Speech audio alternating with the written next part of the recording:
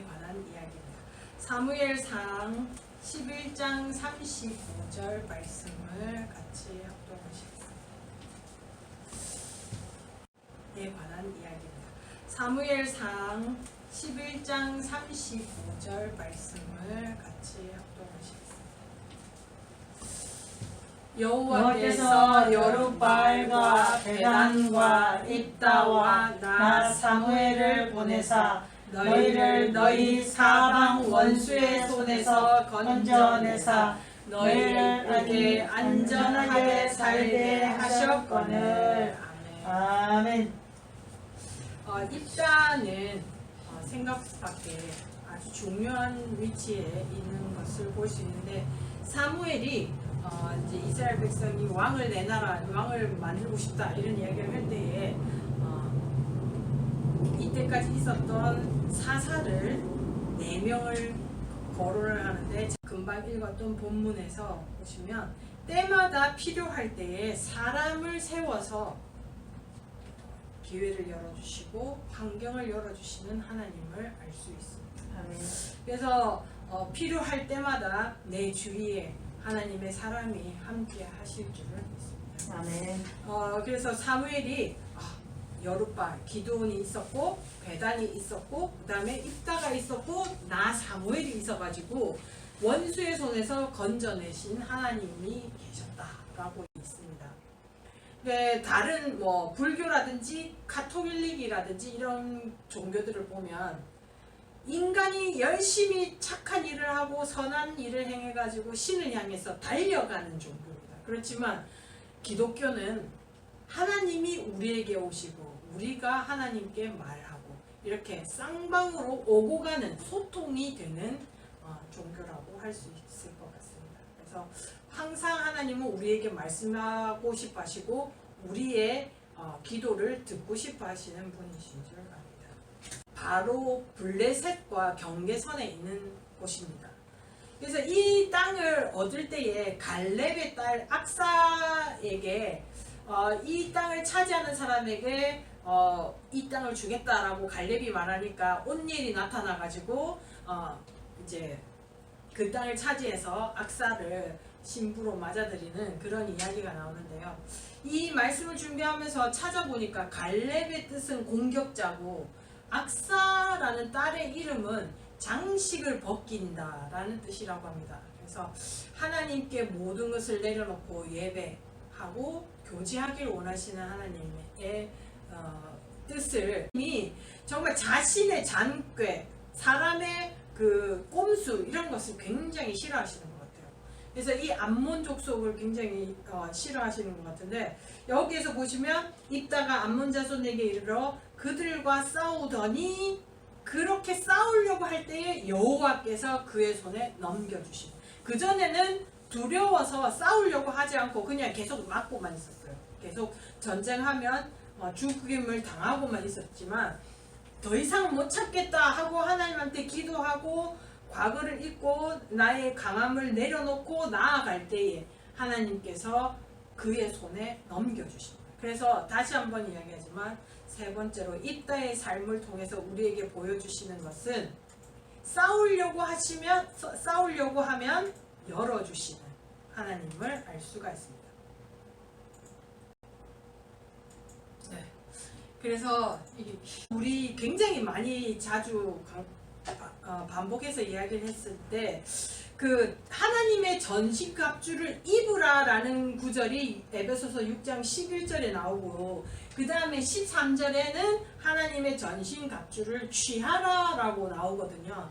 그 차이가 처음에 입으라라고 할 때는 내 자신은 입고 그 위에다가 덧입으라라는 뜻이 되는데, 전신갑주를 취하라라는 뜻에서는 이것을 사용하기 위해서 들어라라는 뜻을 더 강하게 가지고 있다고 합니다.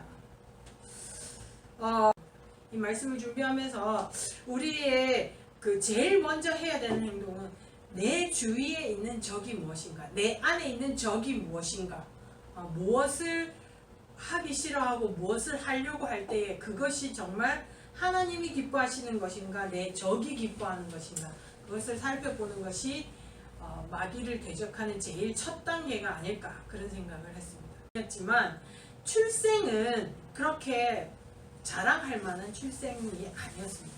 그렇지만 믿음의 입장에서 볼 때에는 큰 용사였다는 거죠. 그래서 출생의 한계는 정말 아무것도 아닌 것이라는 거죠. 그래서 우리나라의 미전도 종족 10대와 20대들에게 뭐 나는 흑수저라서 안 돼 이런 개념 자체를 말씀으로 깨우쳐 줘야 되는 게 우리의 할 일이 아닌가 그런 생각을 해봤습니다. 이야기하면 뭐 여러분들도 많이 아시다시피 딸을 그 번제로 드리는 그 이야기가 나오죠. 그래서 신학교에서 그 조아유 교수님이 주신 그 공부에서 배운 게 이제 사람을 태워서 불태워서 드리는 제사는 그노스 신을 섬기는 제사였다고 합니다. 그러니까 하나님을 섬기는 제사법이 아니었다는 거죠. 그러니까 이방신을 섬기는 그 제사법을 가지고 하나님을 거론하고 있는 이런 잘못된 모습을 봅니다. 그런데 다시 아까 말씀드렸다시피 여호와의 신이 임했다라고 이야기를 분명히 했잖아요. 그러니까 성령이 임하셔도 그 사람이 영적으로 성숙하지 않으면 그 사람의 기도가 하나님이 기뻐하시지 못하는 기도를 할 수도 있다는 것을 잘 보여주고 있다고 저는 생각합니다. 그렇지만 그 결과는 항상 축복으로 열어주시는 하나님을 볼 수 있습니다. 그래서 여기 생명경시사상이라든지 자식을 자신의 소유물로 생각하는 우리나라에 현재 일어나고 있는 사건 사고들이 굉장히 많지 않습니까? 자기만 자살하면 되는데 꼭 자식을 같이 죽이고 이렇게 하는 것들을 볼 때에 이따와 정말 그때 당시의 사람들과 정말 다른 게 없다. 정말 해 아래 새 것이 없다라고 했듯이 그때의 사상과 지금이 다른 게 없구나라는 생각을 하거든요. 그래서 한 번씩 저도 잘못된 생각으로 그 임준사님이 저를 한참 이렇게 내 행동을 객관적으로 보니까 이야기를 하더라고요. 내가 굉장히 많이 못하게 하는 게 너무 많다고 이야기를 하시더라고요. 잔잔한 거는 그냥 자유롭게 할 수 있도록 좀 풀어줘라라고 이야기를 하던데 저는 막 노심초사해가지고 막 이러는데 하나님께 다 맡기지 못하는 모습인 것 같아요. 알고 보면 그죠? 그러니까 내가 뭐라고 하나님이 더 잘하실 건데 왜 내가 자식을 더 잘 가르친다고 생각하는지 모르겠습니다. 그래서 성령을 세례를 받는 것 그것을 많이 착각을 하는데 그래서 예수님께서 슬기로운 5 처녀가 되라고 분명히 그랬을 것 같아요. 나는 예수님 믿으니까 괜찮을 거야 라는 그런 생각으로 자신을 많이 돌아보지 않았던 것 같습니다. 우리의 모습도 한 번씩 돌아봐야 될 것 같고요. 고린도전서 12장 3절에 요즘 얼마 전에 수요일날 목사님께서 설교하셨습니다. 그러므로 내가 너희에게 알리노니 하나님의 영으로 말하는 자는 누구든지 예수를 저주할 자라 하지 아니하고 또 성령으로 아니하고는 누구든지 예수를 주시라 할 수 없느니라. 그래서 우리는 예수님을 주라고 고백을 하기 때문에 이미 성령 체험은 다 했어요. 그죠? 그렇지만 늘 성령 충만을 할 수 있도록 우리가 굉장히 노력을 해야 되는데 요즘에 새벽에 김주동 목사님 설교를 새벽 기도로 자주 듣습니다. 그분은 6시에 하기 때문에 좀 늦게 해서 그때는 일어날 수가 있는 것 같더라고요. 그래서 한 번씩 듣는데 그런 이야기를 하시더라고요. 자기가 우연찮게 기회가 있어서 그 교도소에 있는 사람들 이야기를 하면서 거기에서 바로 은혜 받고 목사가 되는 사람, 그 목사로 소원해가지고 목사 안수 받고 교도소 안에서 목사 안수 받고 그런 걸 보면서 굉장히 위험하다라고 이야기하시면서 성령의 은사를 요즘에도 많이 설교 시간에 많이 나오고 있잖아요. 고린도전서 이야기하실 때 성령의 은사를 구하는 것만큼 열렬하게 성령의 열매를 맺고자 노력해야 된다라는 아멘. 이야기를 하셨어요. 그러니까 예수님의 인격을 예수님이 발 씻는 본을 보이셨을 때 너희도 나같이 해라라고 할 때에 그 나같이라는 표현이 도장을 찍듯이 똑같이 해라라는 표현이라고 합니다. 예수님의 인격이 도장 찍듯이 나의 인격처럼 나타날 수 있도록 우리가 굉장히 노력을 해야 될 것 같습니다. 요한복음 7장 38절에서 39절에 나를 믿는 자는 성경의 이름과 같이 그 배에서 생수의 강이 흘러나오리라 라고 하셨잖아요. 이는 그를 믿는 자들이 받을 성령을 가리켜 말씀하신 것이라. 우리 안에 성령이 있기 때문에 생수의 강에 대해서 여러 번 제가 말씀을 드렸는데 다시 한번 정리를 하자면 내 마음속에 돌을 다듬어야 될 것 같아요. 왜? 강물이 흐르면 돌이 몽실몽실해지잖아요. 그죠? 내 마음속에 있는 그 돌덩어리들이 다듬어져야 될 것 같습니다. 그 다음에 그 물줄기의 힘을 막을 수가 없잖아요. 강물에 그 왜 뚝을 무너뜨릴 만큼 힘이 세잖아요. 그만큼 말씀에 늘 그 샘물이 솟아날 수 있도록 말씀을 늘 들어야 되겠죠. 그리고 멈추지 않습니다. 강물은 절대로 멈추지 않습니다. 그렇기 때문에 우리가 오늘 성령의 그 충만함을 못 받았다고 포기하고 내일부터 예수합니다 이게 아니잖아요. 그죠? 늘 될 때까지, 그죠? 늘 예수님을 다 닮을 때까지 노력해야 되겠고, 네 번째, 근처의 모든 것을 살리는 게 생수의 강인 것 같습니다. 그래서 나무라든지 물 속에 있는 물고기라든지 그 주위에 있는 모든 것들을 살리는 사람, 내 주위에 있는 모든 사람들을 영적으로나 육적으로 살리는 사람이 돼야지 죽이는 사람이 돼. 기를 죽이고 막 괴롭히고 있는 사람이 안 돼야 되겠죠. 아멘. 아론의 쌍난 지팡이 이야기를 하면서 다시 한번 제가 생각난 게 내가 죽고 내가 희생을 해야 싹이 나는구나. 네. 이 죽은 나무에서 싹이 나려고 하면, 그죠? 예수님께서 나를 믿는 자는 내가 하는 일도 그도 할 것이오 라고 했습니다. 또한 그보다 더 큰 일도 하리니 아버지로 하여금 아들로 말미암아 영광을 받으시게 하려 함이라 라고 했습니다. 그래서 너희가 내 이름으로 무엇을 구하든지 내가 행하리니 라고 했습니다. 그러면 나의 계명을 지키는 자라야 나를 사랑하는 자리. 그럼 우리는 다 알고 있습니다. 사랑하는 것, 그죠? 사랑하는 것에서 여기에서 입다를 통해서 보여주시는 것은 내가 성령 충만을 받기 위해서 끊임없이 노력을 해야 된다라는 것을 입다의 잘못된 서원도 축복으로 이끌어 주시는 그 모습을 보면서 알 수가 있습니다. 가장 대표적인 사람이 에녹이지 않겠습니까? 하나님과 동행하다가 하나님이 그를 데려가심으로 세상에 있지 아니하였더라. 이 말씀을 준비하면서 생각한 게 성령을 충만해서 하나님과 평생 동행한 사람에 대해서 성경에 너무 적게 언급이 되고 있고 그 시체도 없잖아요. 그리고 마찬가지로 모세도, 그죠? 천사장 미가엘이 모세의 시체에 관하여 마귀와 다투어 변론할 때 감히 비방하는 판결을 내리지 못하고 라고 이야기했어요. 그 유다서 9절에 나오는데요. 이런 걸 보면서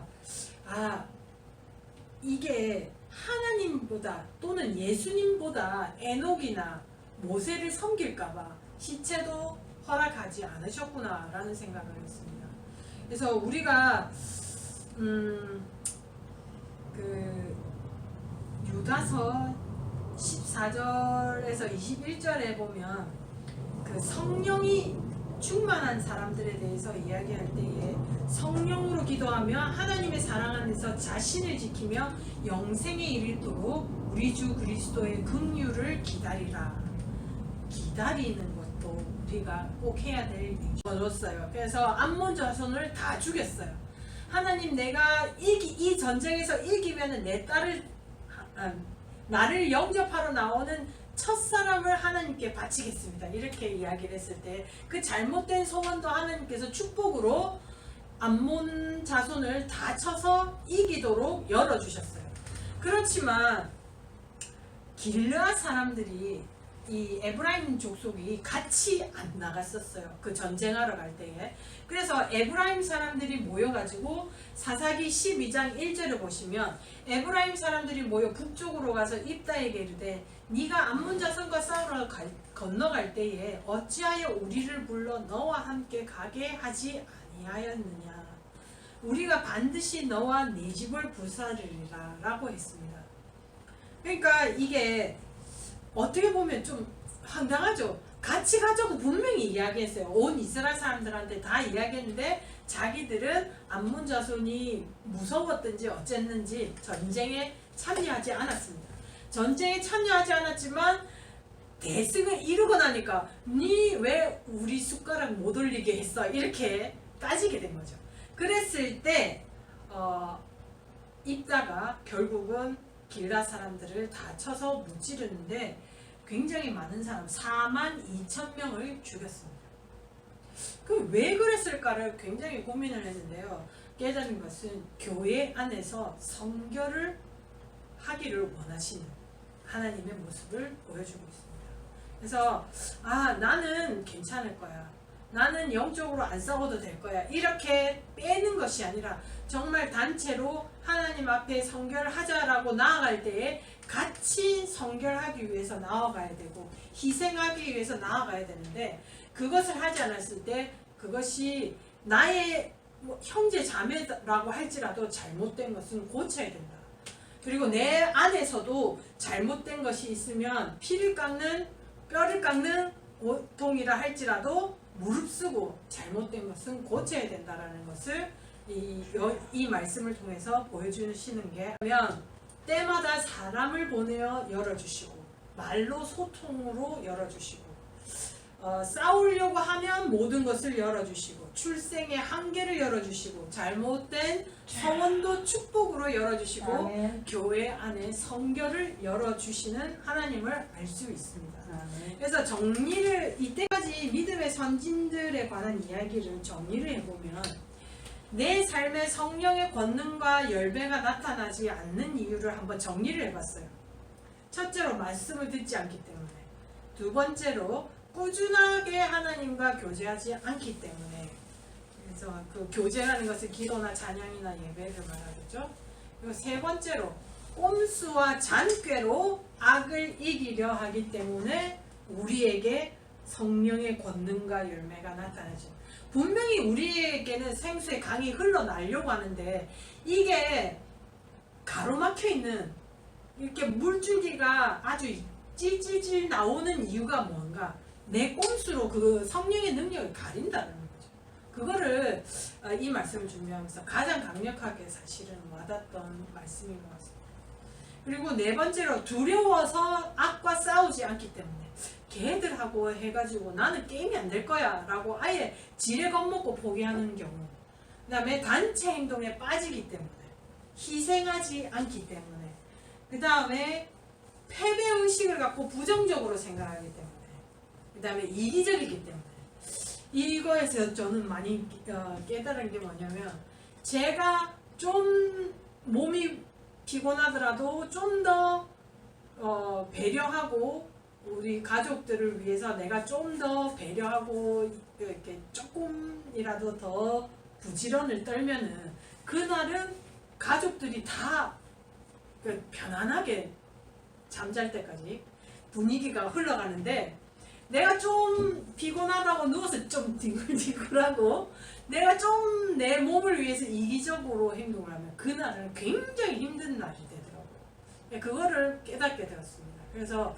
성령의 권능과 열매가 나타나지 않는 이유는 내가 이기적이기 때문에 그 능력이 나타나지 않는 것인가. 그 다음 므낫세 하면서 말씀드렸다시피 과거에 잘된 것이나 못된 것을 사로잡혀 있기 때문에, 과거의 것에 사로잡혀 있기 때문에, 그래서 나와 내 가족을 해코지한 사람까지도 용서할 수 있어야지만 성령의 권능과 열매가 맺힌다라는 말씀을 문화쌤 이야기를 하면서 해드렸습니다. 10번째로 나 혼자 잘할 수 있다고 생각하기 때문에 때마다 사람을 보내주시잖아요. 그렇기 때문에 내 주위에 있는 사람과 함께 기도하고 함께 예배하고 함께 나누고 또 내가 북돋아주고 그 사람이 나를 격려해주고 이런 것들이 필요하다라는 거죠. 그리고 이길 때까지 싸우지 않기 때문에 우리가 권능과 능력이 나타나지 않는 거야 아닌가 그런 생각이 있습니다. 마지막으로 생각한 것은 철저한 반성과 회개가 없기 때문입니다. 그래서 내 마음속의 돌덩이를 부드럽게 하는 그런 노력을 해야 될 것 같습니다. 잠시 기도드리겠습니다. 아버지 하나님 감사합니다. 오늘도 입다의 삶을 통해서 하나님께서 우리에게 열어주시고자 하는 것이 무엇인지를 알게 되었습니다. 아버지 하나님, 주님께서 말씀으로 우리에게 때마다 시마다 필요한 사람을 붙여주시는데 우리가 깨닫지 못하고 나 혼자 견뎌보려고 나 혼자 참아보려고 나 혼자 이겨보려고 몸부림칠 때가 너무나도 많았습니다. 아버지 하나님, 우리가 이길 때까지 끝까지 싸워 이겨낼 수 있도록 주님 축복하여 주시고 아버지 하나님, 주님의 성령의 권능과 능력이 우리의 삶 속에서 늘 나타나는 저희들이 될 수 있도록 축복하여 주시옵소서. 예수님 이름